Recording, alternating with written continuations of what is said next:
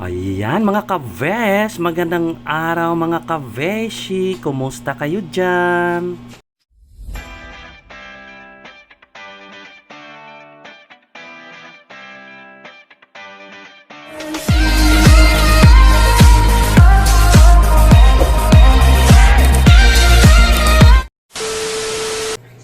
Ay, magandang araw uli sa inyo mga kaveshi, kumusta mga kaveshi natin dyan?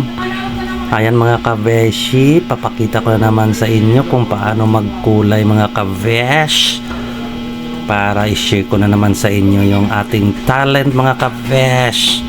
Ayan, kasi ang gusto ng ating customer mga kabesh ay balayage color with Brazilian Botox mga kabesh. Ayan, dahan-dahan natin kinukulayan ang buhok ng ating customer mga kabeshi. Ayan, nilalagyan natin siya ng highlights muna mga kavesh. Ayan.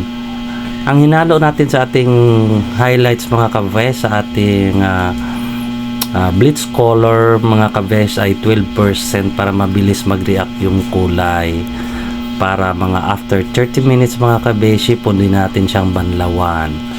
Ayan, dahan-dahan natin mga kaveshi. Ayan. Pinukulayan ko po muna mga kavesh. Ayan, hina-highlights ko muna mga kaveshi. Ayan. Ayan, inuuna ko muna yung roots mga kavesh kasi yung roots medyo may dark color mga kavesh kasi tumubo na yung buhok ng ating client mula nung kinulayan ko siya noon mga kavesh. Kaya ngayon, ayan, kinukulayan na naman natin siya uli. So siguraduhin natin uli yung una, yung roots mga kaves kasi yon ang walang kulay mga kaves kasi tumubo na yung dati niyang kulay mga kaveshi. Ayan, sa kabilang side na naman mga kaveshi. Ayan, para makobera natin lahat yung hair ng ating client para bonggang-bonggang resulta mga kavesh. Ayan, pagkatapos natin makulayan mga kavesh, ayan, ibababad natin siya ng mga 30 to 40 minutes depende po yan mga kabeshi sa reaksyon ng ating bleaching color mga kavesh.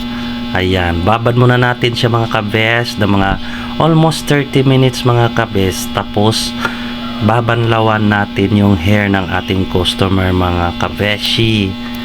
Ayan, babad muna mga kaveshi. Many minutes later. Ayan, nababad na natin mga kavesh at nabanlawan na natin yung bleaching color highlights mga kaveshi.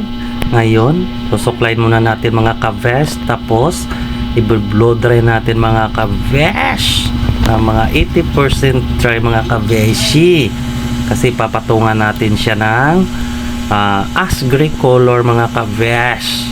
Ayan, binublow dry ko na mga kaveshi. Ayan, nagmi-mix na tayo ng color nung nat-dry na. Ayan na yung color mga kavesh at i-apply na natin sa buhok ng ating client mga kavesh. Ayan mga kavesh, dahan-dahan nating lalagyan from roots hanggang sa dulo mga kavesh. Ayan. Tapos, after 30 minutes mga kavesh, babad natin siya ng mga 30 minutes mga kavesh pagkatapos applyan natin lahat. And then, banlaw uli natin mga kaveshi. Ayan. Ayan, suklayin na natin mga kavesh para titingnan natin kung lahat ba ng part ng hair niya mga kaveshi ay nalagyan mga kaveshi. Ayan. Suklay muna. Ayan mga kavesh. So maya-maya babad natin yan mga kavesh para maganda ang result mga kavesh. Kailangan mga kaveshi i-check natin lagi yung hair or yung color mga kaveshi. Kung nag-react na yung color after 15 minutes, check. Then after 30, extend natin mga up to 30 minutes. Then pagkatapos banlawan natin uli mga kaveshi. Ayan. Ayan, binababad na natin mga kavesh. After 30 minutes, babanlawan natin yan mga kavesh. Yan, para bonggang-bonggang resulta mga kabeshi. Many, many minutes later. Ayan na ang resulta ng ating colored mga kabesh. Yung ash gray mga kabesh. Yung tinapon natin sa buhok niya. Bublow dry natin uli mga kabeshi ng 80% dry. Para lagyan na naman natin siya ng Brazilian Botox mga kabeshi. Kaya bago kayo maglagyan mga kabeshi ng Brazilian Botox, ayan, patutuyuin muna natin yung buhok. Pagkatapos shampoohin, patutuyuin. And then, ayan, lalagyan natin na siya ng Brazilian Botox or Brazilian Blowout mga kabesh. Ayan na yung Brazilian Botox mga kabesh ang ilalagay natin para hindi mag-dry ang buhok ng ating customer mga kabesh. Kaya pag dry na yung buhok ninyo mga kabeshi, kailangan treatment natin yan mga kabesh, Brazilian Botox or Brazilian Blowout mga kabesh. Pag meron kayong budget mga kabeshi dyan sa bahay ninyo, ayan, iba-Brazilian natin. Or meron kayong pang hot oil treatment mga kabeshi, yan, pwede rin yan mga kabeshi, yung hot oil treatment mga kabesh. Ayan, i-cover natin lahat ng hair niya ng Brazilian Botox mga kabesh. Treatment po yan. Ayan. Ayan, lalagyan natin lahat. Kailangan wag nating kaligtaan yung iba. Kailangan pantay yung paglagay mga kabeshi. Para bongga ang hair natin pagkatapos natin kulayan mga kabesh. Ayan na mga kabeshi. Babad muna natin mga 30 minutes mga kabeshi or 20 minutes mga kabesh. And then, ayan, bublow dry na natin mga kabeshi. So, hindi na natin yan siya babanlawan mga kabesh. Pagkatapos natin babad, kailangan i-blow dry natin siya mga kabesh. Kasi after 2 days mga kabeshi, saka natin yan siya babanlawan.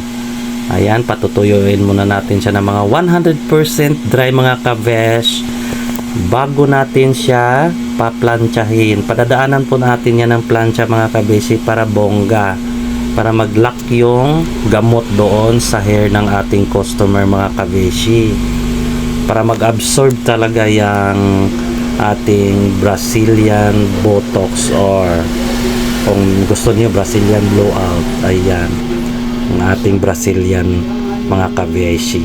Ayan, paplantsahin na natin mga kabesh para makita na natin yung resulta mga kabeshi. Ayan. Then, pagkatapos plantsahin, after 2 days mga kabeshi, saka natin yan babanlawan. Ayan mga kabeshi, plantsa na natin. Kailangan dry yung hair bago plantsahin mga kabesh.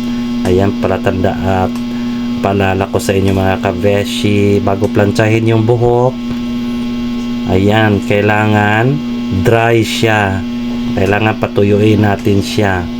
O kung wala naman kayong blower dyan sa bahay mga kabeshi, pwede electric pan. Basta pag pinalansya natin, ayun, kailangan dry. Ayan, inaayos na natin ang hair ng ating customer mga kabesh. Ayan, for final look mga kabeshi, para bonggang-bonggang resulta ng ating Brazilian with color mga kabeshi. Ayan, so maya-maya mga kabesh, ayan, plancha-plancha lang mga kabeshi para mag-lock yung gamot ng Brazilian at mag-absorb sa hair ng ating client. Para maya-maya, ready to rampa na yung ating customer. Ayan mga kabesh. Ayan, dahan-dahan mga kabeshi. Para bonggang-bongga. Ayan. Plancha-plancha muna natin mga kabesh. Ayan. Mas mabuti kasi yung maplansya natin yung ating Brazilian mga kabeshi para mag-absorb talaga ang gamot doon. sa hair niya para mailak natin. Ayan na mga kabeshi ang resulta ng ating Brazilian with color, balayage color mga kabesh. Balayage color with Brazilian blowout mga kabeshi. Ayan ang resulta. Kaya kayo mga kabesh, pag may budget, yun, wag pabayaan ang buhok. Kailangan nating alagaan mga kabeshi. Ayan, bye-bye!